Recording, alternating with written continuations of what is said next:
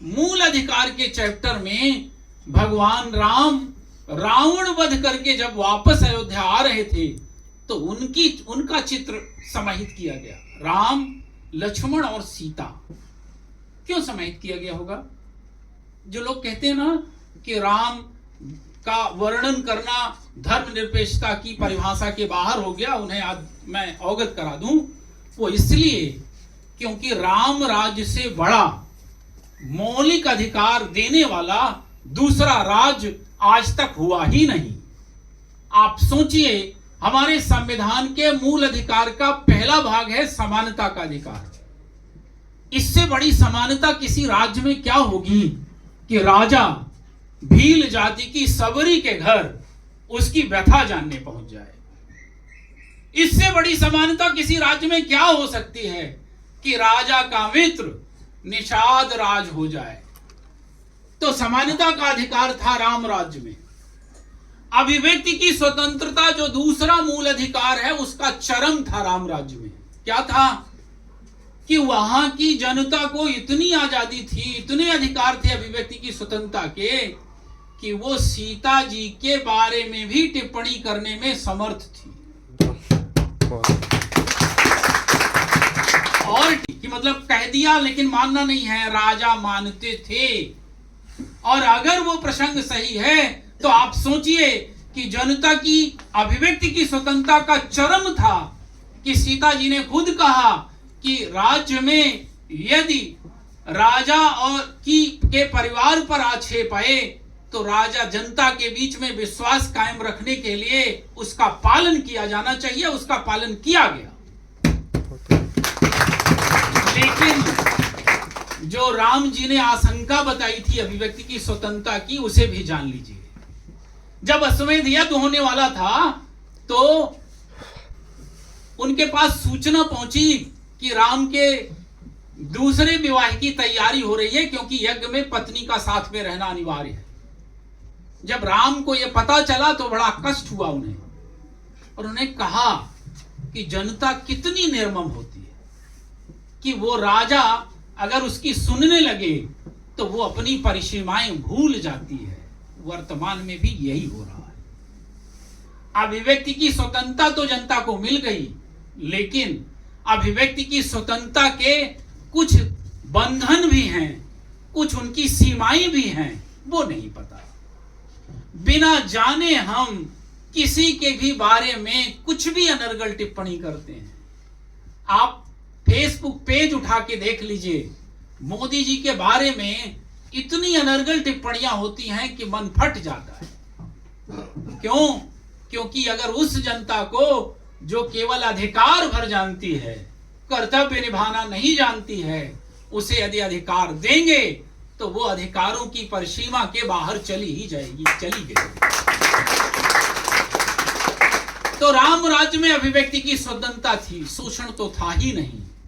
और संवैधानिक उपचारों का जो धर्म की स्वतंत्रता का तब मतलब नहीं था, तब एक ही धर्म के लोग रहते थे। संस्कृति और शिक्षा संबंधी अधिकार का मतलब नहीं था, तब एक ही धर्म के लोग रहते थे।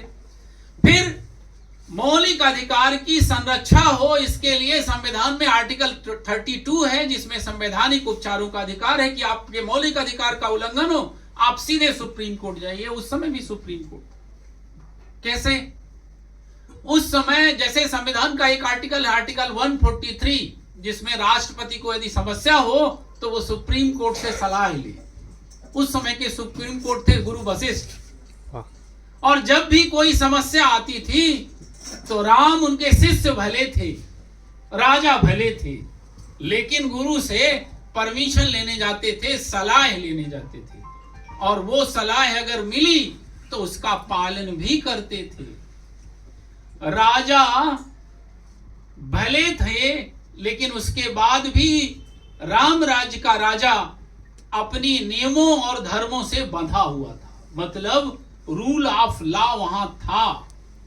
और ये सब इसीलिए मौलिक अधिकारों के चैप्टर में ही राजा राम को शामिल किया गया।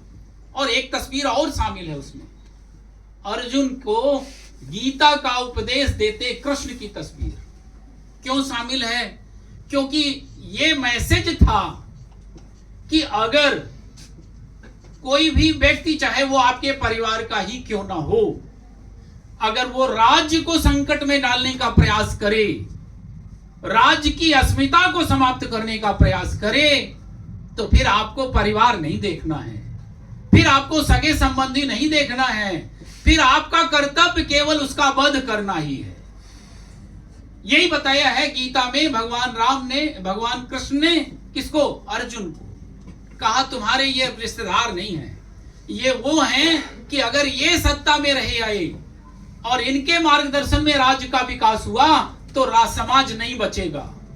तो तुम्हें केवल अपना परिवार नहीं देखना, अपने कर्तव्यों का निर्वहन करना है।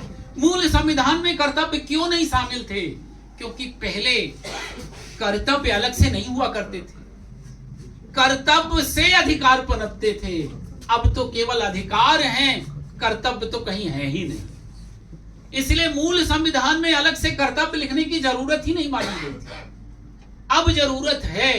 क्यों जरूरत है? कि अब केवल हमें पिता से संपत्ति तो चाहिए, लेकिन बीमार होने पर उसका इलाज नहीं कराना। पिता से पैसा चाहिए, लेकिन पिता के प्रति अपने कर्तव्यों का निर्वहन नहीं करना। कोई भी परिवार, कोई भी समाज, कोई भी राष्ट्र कर्तव्यों के पालन से चलता है, अधिकार की मांग से संचालित नहीं हो सकता। बहुत बढ़िया। यदि आप तो राष्ट्र ने रहने के लिए जमीन दी है, पढ़ने के लिए अच्छा इंस्टीट्यूट दिया है, बीमार होने पर अच्छा हॉस्पिटल की सुविधा दी है, और आपके व्यक्तित्व विकास के सारे आयामों की व्यवस्था की है, तो राष्ट्र के प्रति आपकी जिम्मेदारी है। आपसे अपेक्षा है राष्ट्र को कि आप उस राष्ट्र के लिए काम करें जिस राष्ट्र ने आपको सब कुछ दिया है। और आप सोचिए कि जिनके पास इतनी बड़ी धरती में जमीन नहीं है, जिनके पास राष्ट्र नहीं है, कहीं रहने की जगह नहीं है। रोहिंग्या के मुसलमानों से पूछो राष्ट्र की महत्ता, यूक्रेन में जाके पूछो राष्ट्र की महत्ता। हमें आपको फ्री में आजादी मिली है, हमारे जो संस्कृति है उसमें जो कृतज्ञता का भाव था वो इसीलिए था पूर्वजों के प्रति, क्योंकि हमें आपको बहुत सारी चीजें बिना कुछ किए मिली है।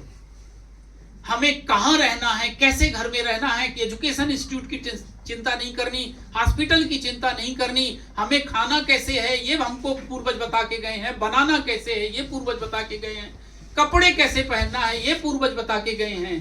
पूरे राष्ट्र की सारी चीजों को बताकर गए हैं, हमें केवल उनका पालन करना है, और उनका पालन करके ही आप राष्ट्रभक्त बन जाएंगे। आज आपको अपनी जान नहीं देनी, भगत सिंह जी की तरह फांसी पे नहीं चढ़ना है, केवल हमें अपने अपने कर्तव्यों का निर्वहन करना है। आपका कर्तव्य वर्तमान में केवल पढ़ाई करना है और नकारात्मक राष्ट्र को नुकसान पहुंचाने वाली हर गतिविधि से अपना बचाव करना है।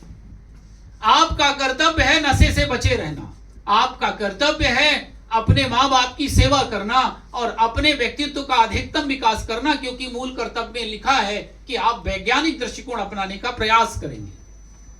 अगर हम अपनी प्रगति कर रहे हैं तो आपकी प्रगति से आपके परिवार की प्रगति होगी, परिवार की प्रगति से आपके समाज की प्रगति होगी, और समाज की प्रगति से राष्ट्र की प्रगति होगी। आपकी प्रगति राष्ट्र की प्रगति का कारण बनेगी। आप सोचिए कि कितना सरल है हमारे आपके लिए कि हम अपने लिए करें पर वही राष्ट्र के काम आए, और हम अगर फिर भी नहीं करें